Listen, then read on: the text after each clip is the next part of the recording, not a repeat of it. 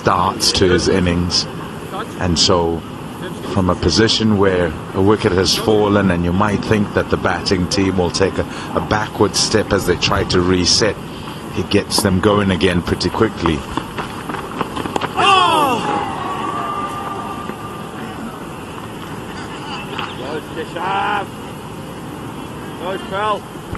Some have decibels up, trying to impress upon the opposition. They're very close of picking up a wicket, but the body language is a different one from Maharaj. There you see the arms. He seems to have about 12 arms when he's finished one delivery. 271 for 2. The communication between Masood and Ghulam has been impressive, not just in how they've called and rotated strikers, just how they've kept each other going. Lots of chat. That's the match situation. Pakistan trailing by 150. And Shan Masood standing tall, unbeaten on 120.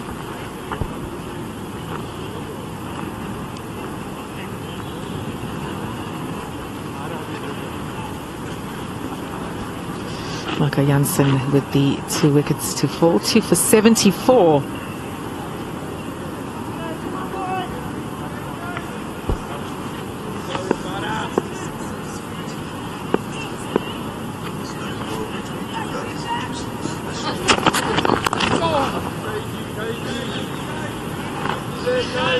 After this over, 13 overs to that second new ball.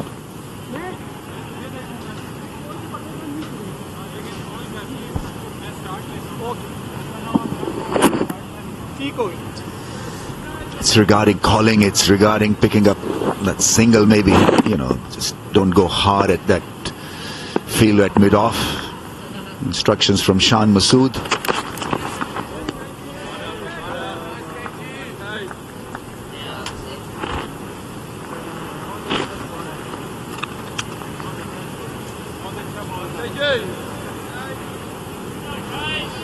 Shan Masood has faced 201 deliveries for his 120. He struck 15 boundaries.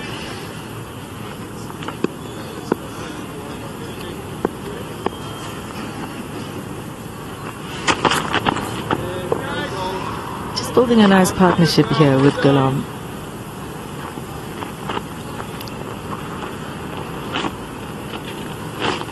It's that opening stand that really set the tone.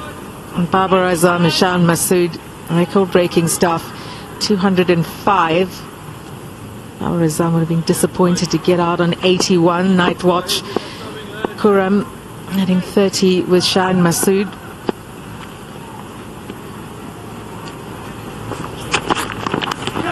Oh, just dropping short. You'd rather have second and third slip instead of first and second because of the slowness of the pitch. That was an edge, and it's another no ball. It's not just working for Rabada. How far off was he this time? Yeah, clearly over the line. It's the last push where he gets it wrong. There's no stutter when he's running in. I mean, he's giving few blokes plenty of headaches.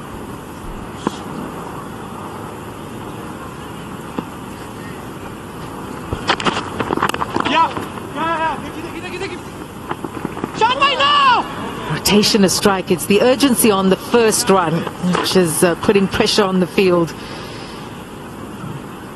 Good positive stuff from Masood and Ghulam. I think he's seen enough, to be honest.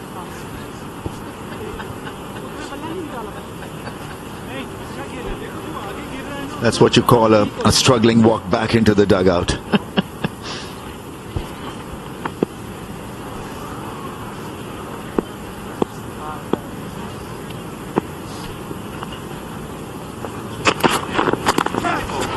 Slashed and slashed hard over the slip cordon for 4. Ghulam goes up to 28, his 4th boundary.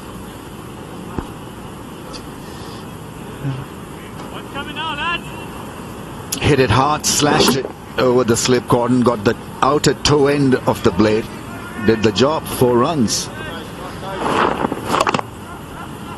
The lead now being squeezed to less than 150, 143. Pakistan trail by.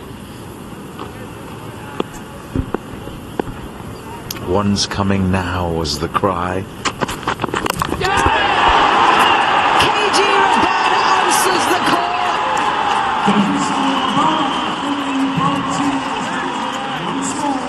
He's got the wicket that South Africa so desperately wanted. It's wicket number 3 that goes down, and Rabada now has 50 wickets in Test cricket here at Newlands. We wait with bated breath. Is it a no ball? It's not a no ball, but a perfect strike, just floating it up in the air and movement back into the stumps. The loose drive from Kamran Ghulam. Yeah, great delivery, really.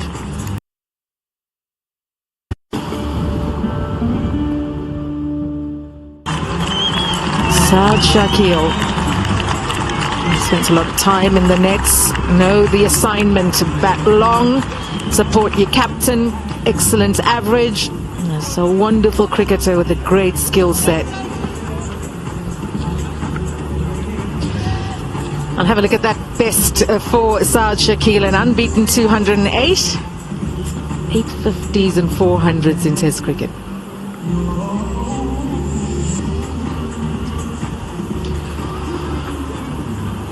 Kahisa Rabada, 1 for 75 in his 15 overs.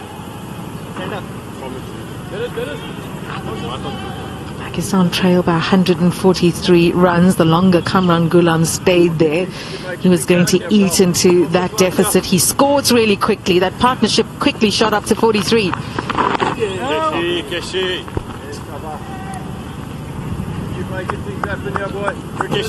Yeah, you've got to carve out that balance between getting runs and being at the crease. And Kamran Ghulam probably in that one-dimensional phase where he wanted to get on with it and played freely through the offside, and undone by a beauty that came back and shattered the furniture.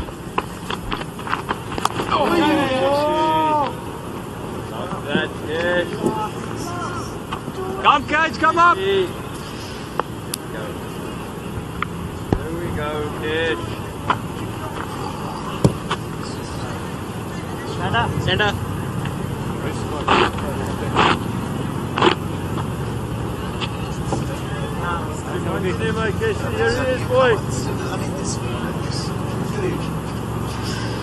Maharaj just making a couple of changes to his field.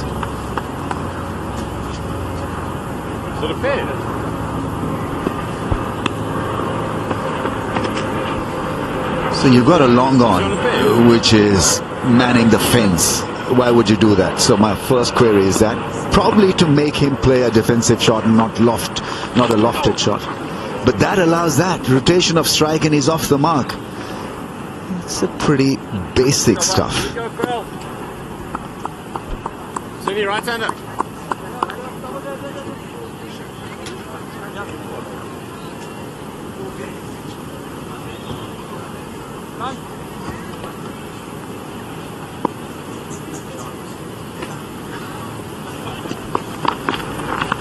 Oh, that's so nice, Dick.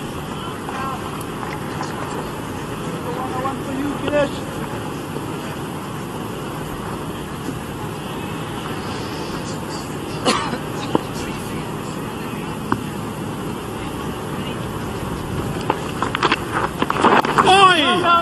No.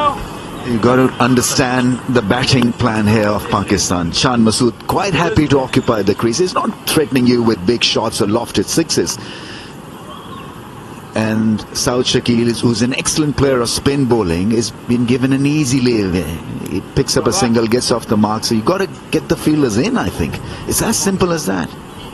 Forget about the boundary riders for the next 10 minutes or so. Get it! No! 280 for 3.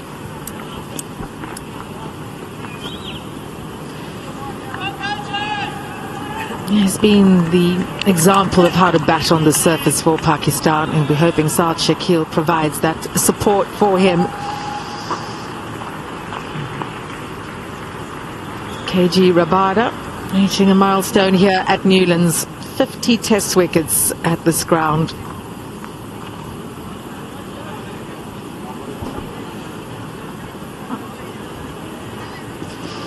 Important wicket of Kamran Ghulam. And that's where he sits in terms of the leading wicket takers here at Newlands. Just behind Pollock. Staying right on top. Philander. The Vernon Philander, Vernon the surgeon. The average is mind-boggling. 18.26. Pollock, 19.53. What a start to their careers. And Pollock's strike rate in the commentary box is also not bad. Yeah, beautiful bowling. You just see the end of this sequence, and it was a sequence actually. You see that's going back towards the stumps. And earlier on, we're watching Rabada operate with the ball just outside the off stump and sort of trying to get it towards the slips. A couple of shots played. And in essence, lured into feeling that it's a good pitch and feeling ball on bat and then at pace. And he kept trying to sort of bowl it a bit quicker and a bit quicker. And that one darted back, fuller still. And he might have just also, Ghulam, been caught on the crease and with the mindset that having driven a few, there might be one that's short that's coming at me. Yeah, it was well planned actually, because they'd shown Ghulam that cover area. So go for that booming drive, and he's quite happy driving from the crease.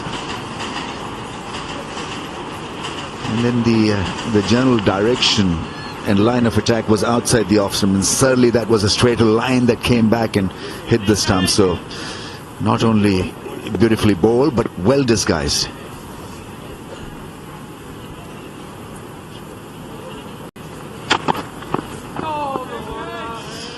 So good over this from Rabada.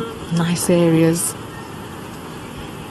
It's when things are as tough as this, and you saw that list of most wickets at Newlands, and as you go down and you go through South Africa's strike bowlers over the years, and their jobs were to ensure that in lulls, in situations where partnerships grew, they would come up with something.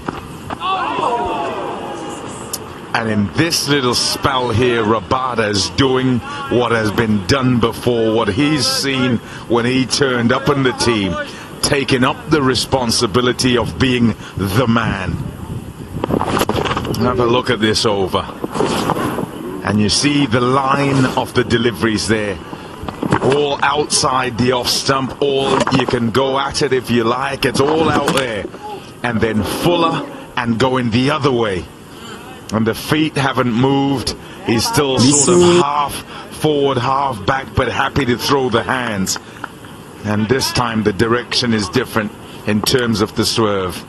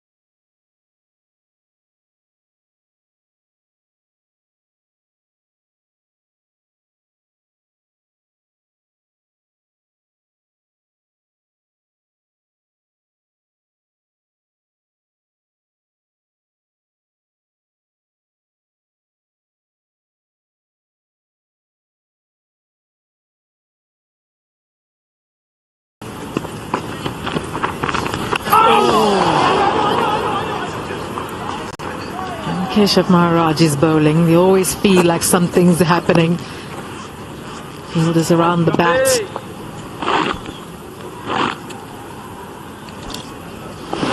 Flight and straighter instead of spinning it back, and so you'll get this natural variation of the surface. It's a day 4 pitch.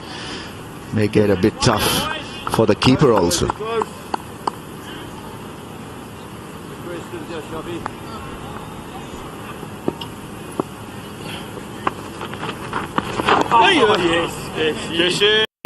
Yes, Kesh. I want seeing a sweep here, boy. I'm on the Kesh. Is another very good player of spin bowling, South Shakil. Still remember his double ton at Gaul. Played brilliantly on a square turner.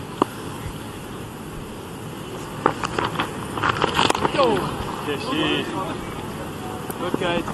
That's his ability to maneuver the field against the spin, and he'll keep on doing that, South Shakil.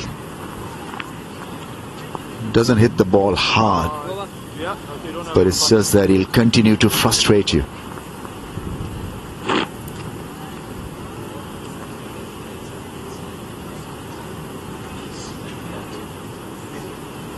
We're talking about the balance of scoring runs and occupying the crease, and South Shakil with a great opportunity to do that here.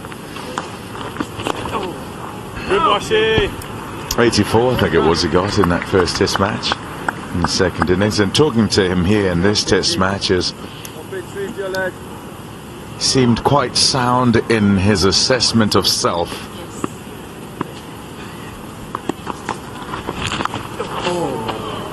Nice shot. Oh, good work by the youngster to prevent that going for 4. And so important for anyone, I guess, to have a self-awareness and an understanding of one's limitations, and to kind of try and stay within those. And South Shakil, one of those. You get that sort of impression. One innings, first innings at Centurion, that looked very out of character from what we've seen from him before, but since then has looked to play within his limits and looked much better. 285 for 3.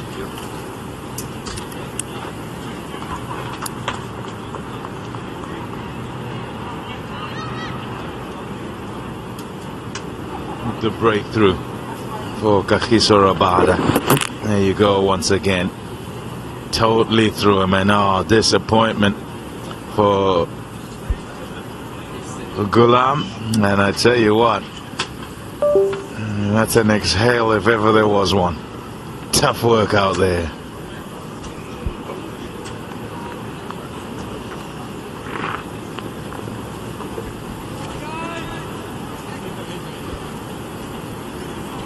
So 3 down now. Trail by 136. Rabada's on the board in that wickets column, and he would dearly love to pick up another one soon after. Wickets tend to happen at this stage of a test match in clumps. Masood has been terrific. Very watchful today. It's been a superb performance from the skipper. Really nicely controlled from Shah Masood. I think it could be the last over for Kagiso Rabada, and then they're going to rest him. That new ball will be due not short after the lunch break, and that's when they want him at his ultimate freshness, if they can get him to that state. Shah Masood has stood tall. He has been the key to Pakistan. Deficit just 136 now. We talked about how the goal for Pakistan would have been to make South Africa bat again, and it looks like if they play the way they have so far in the first 70 overs, that could be will become a reality. Cracked that away. He's looking for more than one. Sweep in position. Doesn't stop it. Dives over the top. So that's gone for 4. It's a good shot from Shah Masood. Yeah, it's an excellent shot. But the agony for South Africa continues, because it's another no ball for KJ Rabada. He has really moved well in this innings. There's confirmation of the no ball, number 1. But just look at the position Shah Masood gets himself into, over the top of it and hitting it way in front of square. The velocity of the bat meant it propelled with some speed toward that fence. Quinn Parker couldn't hold it back. I must admit, I don't like to see the fast bowlers diving like this, Vern. I like to see the method when you're on the boundary, try and get those legs sliding around, because if you just land badly at that moment, it's easily you can do shoulders. And that's his bowling arm, Quinn Parker. So you'll often see the bowlers slide their legs around, and it's probably the best strategy to go for if you're on the fence diving. Exuberance of youth, Sean, do you remember that? Long, long time ago.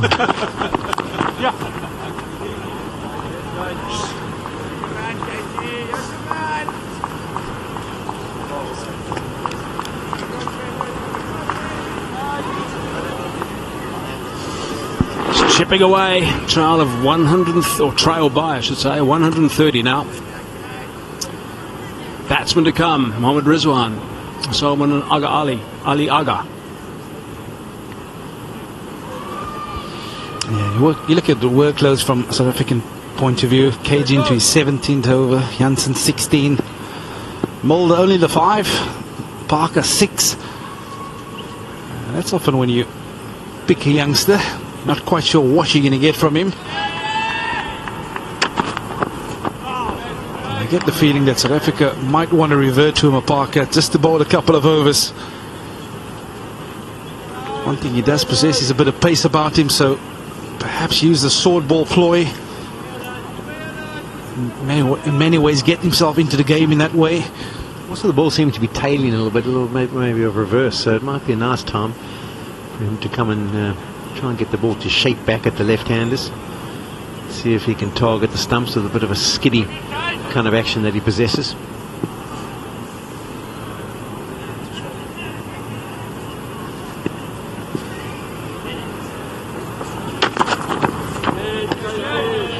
Yeah, we haven't seen the best of Mapaka yet. I mean, let's not forget, I mean, it's a mammoth occasion for him to play in his first Test match at 18 years of age, but he would dearly love, I'm sure, to string a few really good quick overs, good overs together. That would do wonders for him. Yeah, I think he's also perhaps reverted away from what has made him so effective and what brought him to this level. What's the highlights package of him the other night? We were swinging the ball back at high velocity at right-handers.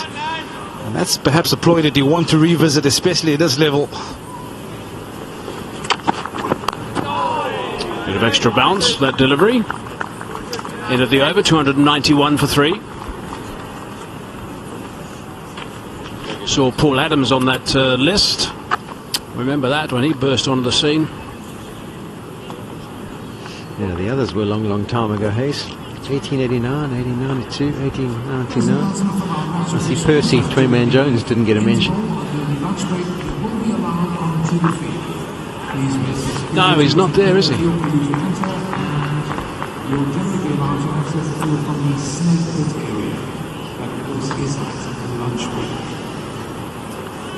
I remember I did a masterclass one Test match in Port Elizabeth, actually, with Paul Adams, and he was telling the story about his brother was playing for a club side and took him down to the nets as well. He wanted to have a bit of a bowl and have a bit of fun at the nets, so a couple of years younger than his brother. And his brother had a nice, steady, orthodox action, and Paul was bowling, and he noticed that all these guys, after he finished bowling, and every now and then he'd bowl a couple of deliveries, and the guys would sort of be looking at him a little bit strangely, and he noticed there'd be a little snigger, if you like. And he was a bit confused about all this, and he didn't know what was going on. So he actually, at some stage, after a few weeks, actually went to his brother and he said, "So what's all this? What's happening?" And his brother didn't say anything at that stage, but what he did do is he took a camera down to the nets, to the next net session, and videotaped Paul Adams bowling. And when Paul saw the footage that his brother had captured of him bowling, he could not believe it. Paul Adams thought he had an orthodox bowling action. I'll add to that story. Good call this, I think. Aidan Markham, 2 left-handers at the crease, so give him a couple of overs. The other thing was the Gogi, when we said to him, when you bowl seam up, he said, "No, when I bowl seam up, I bowl orthodox." So we said, "What do you mean?" He said, "No, if I charge in and bowl seam up, I'll bowl orthodox." So we said, "Okay, well, here's the ball, have a go." Sure as that. He gave the full normal Gogi. It's like, Gogs, how can you think your head stays upright when you bowl seam up? And he also had to see the footage just to convince him that he still didn't stay upright even when he tried to bowl quick. Sean Pollock, when you come from the Cape Flats, everything is orthodox. Good on him. He played very well against Australia, that's for sure, Paul, when he burst onto the scene. Markram now. Oi, saucy, beautiful. Interesting to see if a change of pace. I think Markram should be a lot quicker through the air than Keshav Maharaj has been, and whether that creates a little bit of a difference. He's got those little footholds to work into, so you'd expect him to come slightly wider on the crease and try and get it to land in the rough. Shah Massoud's got this habit of the spinners of rocking back onto the back foot, so that might just get him in a little bit of a spot of bother with this extra pace now for Markram. Yeah, and I think the one thing that Markram will be after is to get one to turn against Shah Massoud. Just plant that element of doubt. There's no doubt that he'll be eyeing the RBW bold modes of this missile. Aiden Markram with the angle at the left-hander. That man in Pixie, he's been there for some time. He's used to conditions.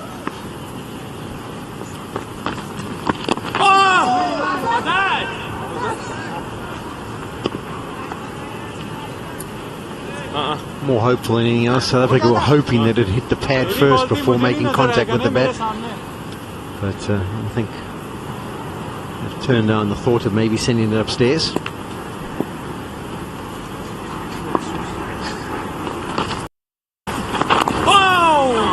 Nice and full again, trying to sneak under that bat.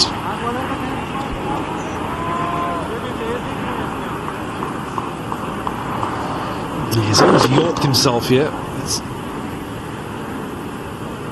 So it's a kill. And I almost get the feeling that we might just get the one that's going to be a little bit slower through the air for Markram.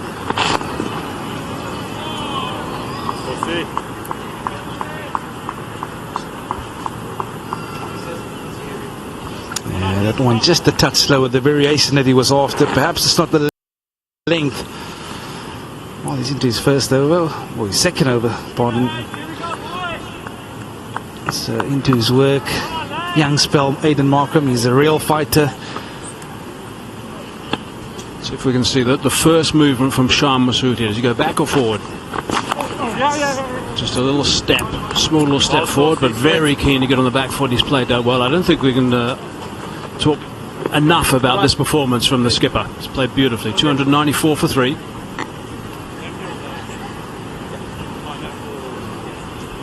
Been there for over 6 hours, 20 minutes past 6 hours. He's been absolutely superb.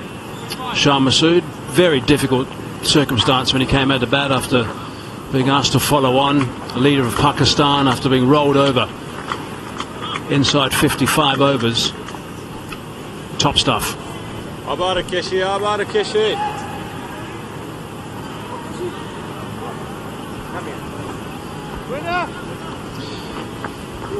Yeah, he's talking about that the initial movement. That's when I think Gulam got it badly wrong again today with regards to his movement. He was caught on the crease.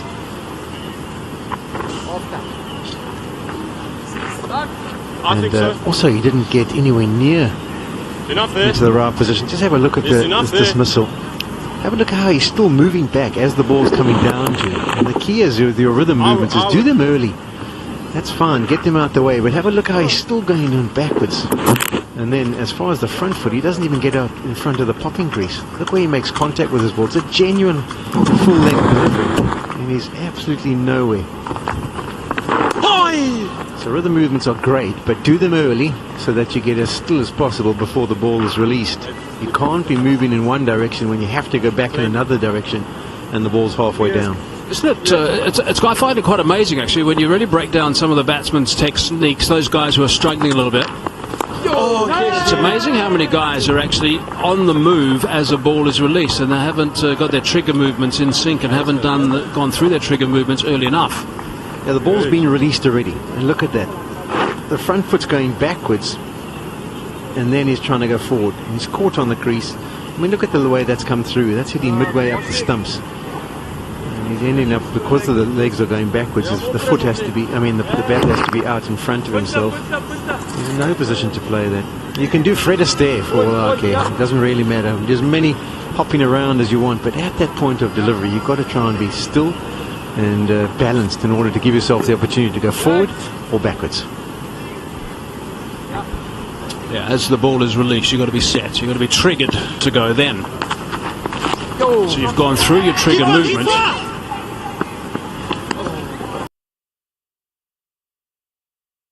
And as the ball is released, then you're triggered to go as you respond to the ball.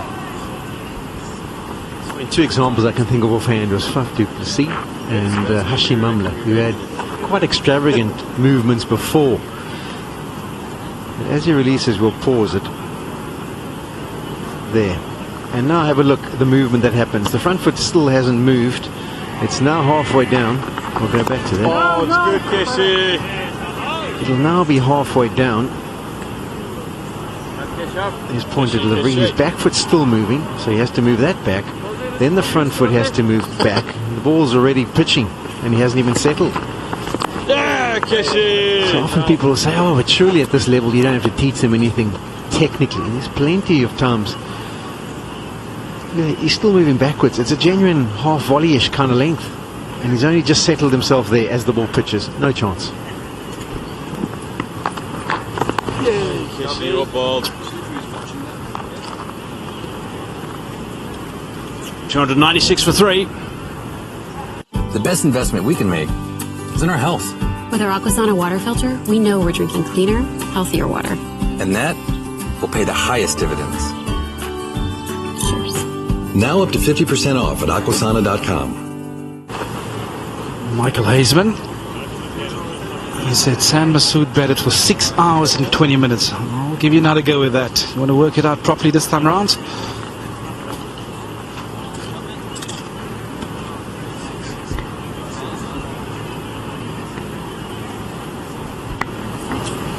$296 for 3. Markham continues.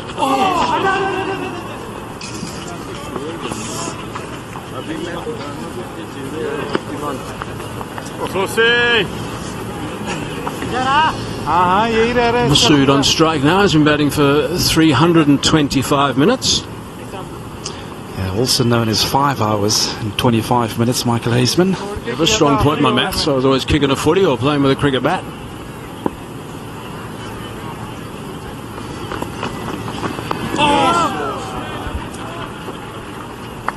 Yeah, just on your point earlier, Polly, also your head position when you try and set up the player's stroke. When you don't move well and don't set early, very often your head position gets into, or gets you into a bit of trouble. Looking for 2. You better come back quite comfortably. Yep, no problem whatsoever.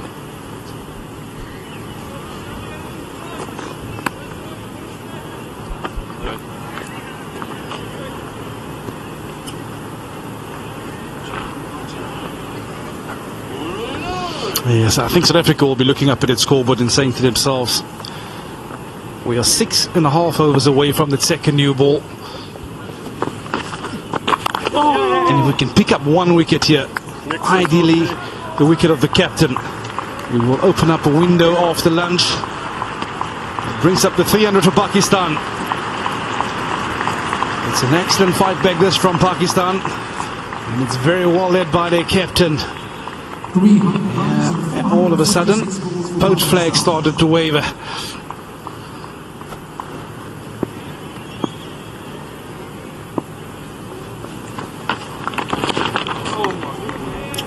Nicely controlled.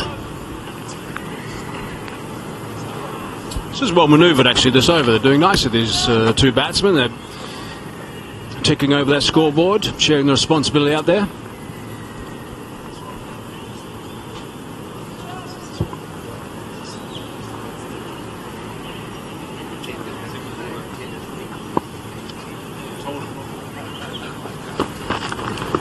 Oh, he's so seasick. So 5 off that over. 301 for 3. Top stuff from Pakistan. Yeah, I'd still feel that you want to keep Queen Park. It's just a little run before this new ball. Use a couple of short balls. He has a bit of pace about him. And just allow him to really just bowl the cricket ball. Forget about the end result. Oh, much better result for that team last night. 2-2 draw against Liverpool.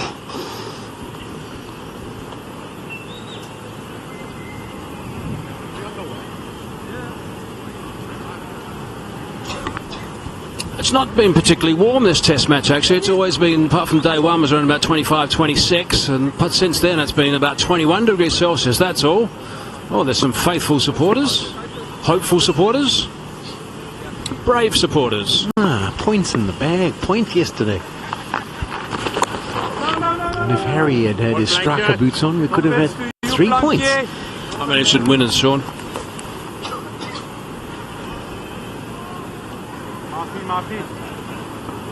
Yeah, well, let's be brutally honest. There was a lot of Manchester United fans who wouldn't have thought about wearing their T-shirts today. And they're quite happy to be getting them out after a draw. They're at the back of the cupboard. They've dug them out. Oi, Kishi.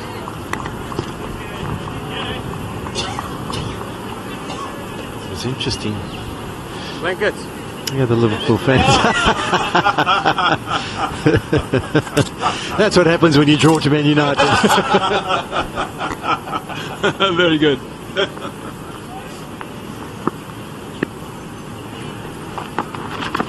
Catch it! Catch it! That's a wonderful shot. Very nicely played. Pretty high. Cries of catch it for Rainer, I think it was. I think what Shaquille did nasty here. He wasn't quite at the pitch, but he just held his shape. Didn't really try and swing it too hard, and that was why he managed to just nudge it over the infield.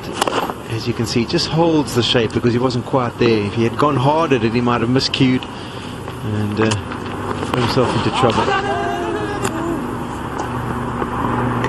At one stage, though, he was going to go for the sweep, the little lap. And just at the end, just aborted that, and more Liverpool supporters, clearly.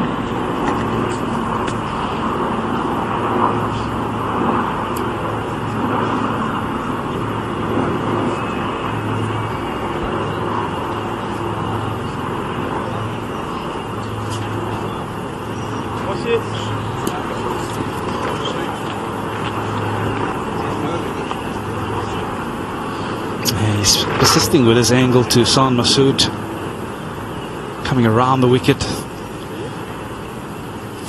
We haven't seen a great deal of turn of the straight, so still feel that should be operating into that rough pitches outside the left there in his eye line.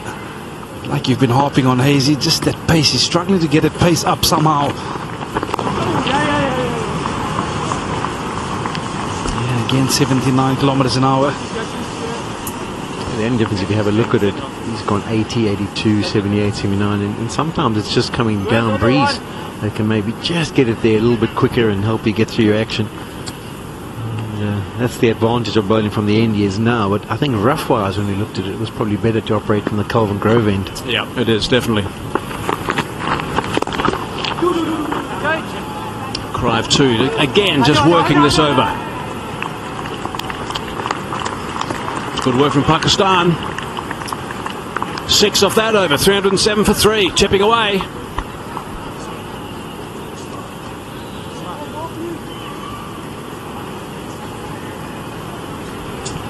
The 1992 replica shirt, there it is. It's the best shirt that I've seen in the World Cups.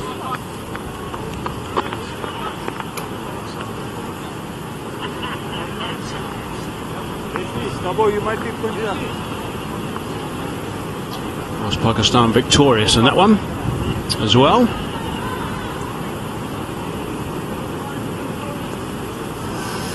So we're not long now before the lunch break. Probably get 2 overs in before we're done on day 4 for the first session.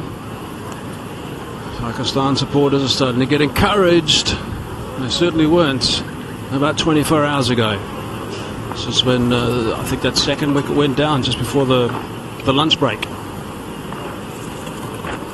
Actually, it was the third, if I'm not mistaken. And they got rolled over soon after that. But now it's a real fight from Pakistan, which is very encouraging to see. Yeah, I've been calling for this Quaynama Parker. Like you say, maybe 2 overs before lunch for him, but I'd like South Africa to be a little bit more innovative with the field set team. Use his pace, perhaps bring a leg slipping play. Make life a little bit awkward for the Pakistan captain right now.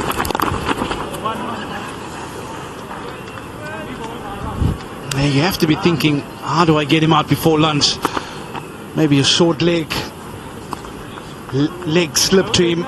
Use the bumper. He's a difficult customer to get under. He's short, he's skinny.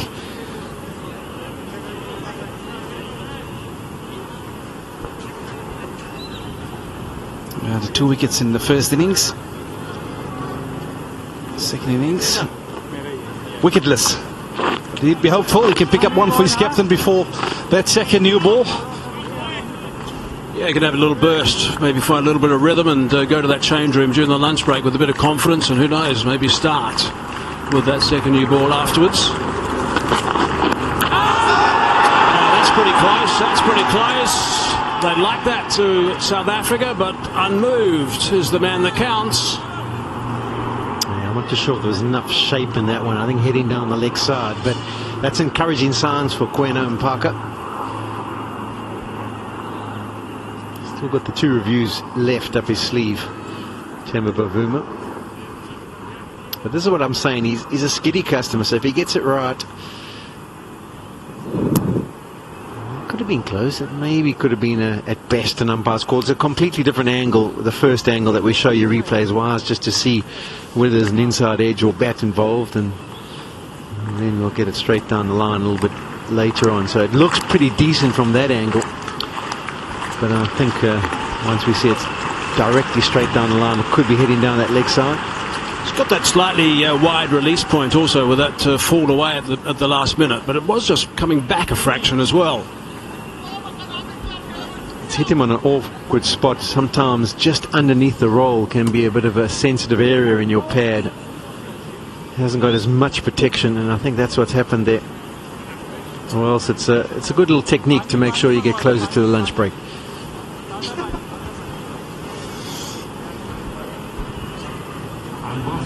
Yeah, much better from Kwena Mpaka. This one just sitting in the surface, and I tell you guys what, my initial reaction said that this was going to be a lot closer than what we all think, and upon reflection, it might have been another wicket for the young man. And what you didn't see is that every bowler, or every fielder that was positioned somewhere near Kwena Mpaka was Temba Bavuma, it was Marco Jansen, Tristan Stubbs and Keshav Maharaj. They all quickly turned to Carl Verreynne and said, really? Because I think from behind the stumps he was saying that one was heading down. You know, that's always interesting to me. I mean, I've got an opportunity to have a bit of a chat about this. I mean, a keeper is in that situation, right? A keeper is unsighted. There's no doubt there's a little bit of movement. It's straightened up a fraction. A keeper is unsighted, so I'm not sure that Carl Verreynne's got any call on this, really. He's going down, but it was hitting that stump hard. So I don't know what the answer is, but Verreynne does not know where that hit him. Yeah, I think a very good visual clue would be when the keeper starts moving towards the leg side, which he hasn't done in that occasion. So certainly for me, it hit him while within the stumps. Yeah, he's moved initially, but that's straightened up from Kwena Mpaka. And yeah, like you mentioned, he might have been unsighted, but that is out every day of the week. Don't think we need to add any words there.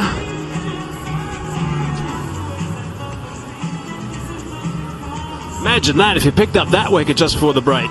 First of all, he'd be celebrating flat out, and it'd be his third, and it'd be a real big confidence booster for him. Secondly, he wouldn't be wasting his time just before lunch. Yeah, your point's so valid, Hayes. Can you imagine what that'd have done for Kwena Mpaka? Absolutely. He's probably getting a feeling that maybe the captain's not overly confident in what he can do at the moment. He's bowled the 6 overs for 32. If he does get introduced and gets that wicket, confidence goes through the roof. South Africa have got another wicket just before that second new ball, and they go into lunch feeling a lot better about themselves. So yeah, that's very unfortunate for the South Africans.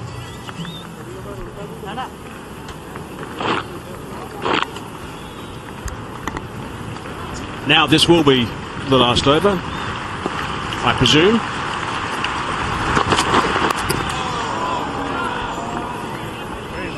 Yeah, just back to that LBW shot. As a bowler, from time to time, you just get a feeling. And even me sitting up here, as it hit him on the pad, I said, that is out. And Bangwa behind me said, no ways. It's a beautiful length, and that trapping him on the crease. Everything about it just had a good feeling. At the inside leg, back leg. Oh, that's pretty brisk. So a little hint of seeing that leg stump as well. Right leg hit. And you can see that leg stump just sneaking behind. Let's have a look at this. So the important thing here is the fact how it's straightened. Watch Verena go. If we play this on a little bit, Verena goes down that leg side some distance. So he's unsighted where this is hit. So he's thinking at this stage, Verena, it's going well down, but it's straightened. Right there, it's straightened. There's no doubt. It's hit just on the inside of that leg. Verena goes off. He's down the leg side. Still shouting though, Verena.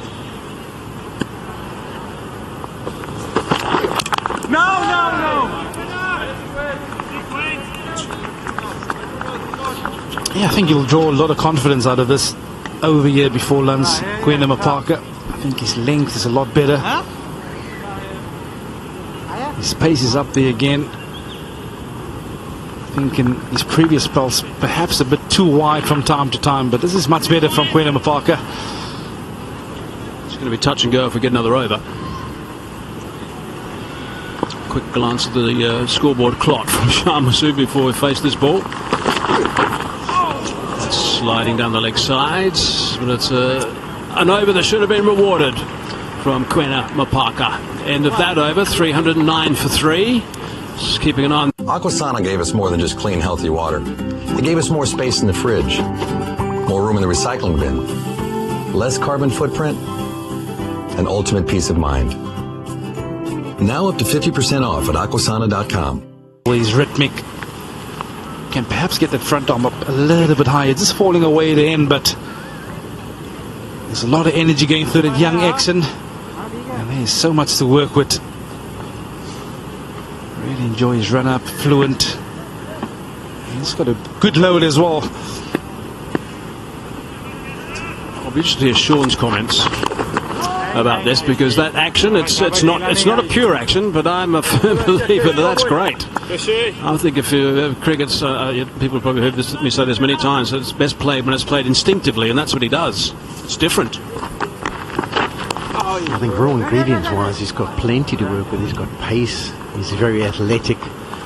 The key is at 18 you're probably peaking your strengths around 21, 22, so he's going to get stronger. He'll get probably a little bit of a slightly better wrist position as he learns a little bit about his action, and he might be able to stay a little bit taller at that point of delivery as well. Left arm might get a little bit more involved. So there's little bits of tinkering that can have a massive effect, but you can't teach people to bowl 150.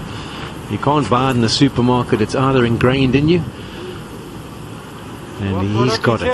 So lots of excitement ahead for Kwena. So if you're a batsman or a bowler, particularly a bowler, I guess, if you've got something a little bit different in your technique, I think it's wonderful. Just work with it and make sure coaches, if you're successful and you're feeling good about it, make sure coaches don't turn you into a robot. I think that's really important. Yeah, just on that point, I'm a massive believer of using what the body produces naturally. So the natural attributes at hand, try and enhance that rather than, like you say, revert to the coaching manual too often.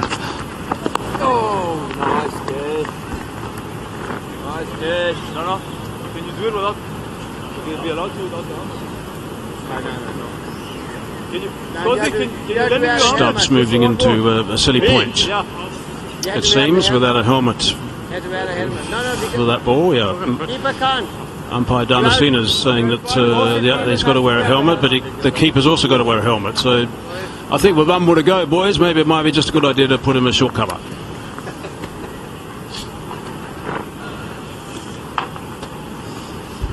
I actually didn't know that you couldn't stand at silly point without a helmet these days. Oh, was flighted up there, drilled through that silly point region. That's the end of the first session, and what a magnificent performance by Shah Massoud. That is outstanding work, skipper. You have played absolutely superbly. You can be very pleased with your performance. He goes to the break with 137 behind his name, Shah Massoud. And it's much appreciated by his teammates in the viewing area. And Pakistan are continuing their fight back. Really are doing well, and the captain is certainly showing everyone in that change room exactly how it's done. Got a smile on his face. Really good stuff. Yeah, brilliant. You'd say advantage Pakistan in this first session, which yielded 99 runs, 2 wickets lost. One of them being the night watchman Shahzad. But another excellent effort from the captain. He made sure that he batted throughout the session and really steadied the ship, calmed the nerves within that Pakistan camp. 312 for 3 they find themselves, trailing by 109 on lunch on day 4. If they'd lost a couple of wickets in the first half hour or so today, 45 minutes, it would have been a completely different story. Shahzad did a fine job. Karim Shahzad, as the night watchman, lasted just over the 30-minute mark. And South Africa, of course, are very much on top in this test match, but they do need to pick up some sticks after the lunch break to make sure that they enforce things a little bit more. They'll be a little bit weary, some of these bowlers. Yeah, I think another hard toil for the seam bowlers for South Africa, but they would be keeping an eye on that second new ball, which is at hand. A couple of overs after the luncheon interval, so it's about recovering, it's about getting fresh, and it's about being able to exert good energies after this lunch break with that second new ball. Oh, we talk about this innings from Hassan Masood. Oh, he's leading from the front, 137 not out. He was well supported by Babar Azam yesterday to really break the backbone of the South African energy levels. A couple of early wickets, Karam for 18, Ghulam for 28, and Sakil young into his innings, 60 not out. And partnerships, well, we know how important partnerships are in any form of the game, but look at this for a test match for Pakistan in their second innings. 200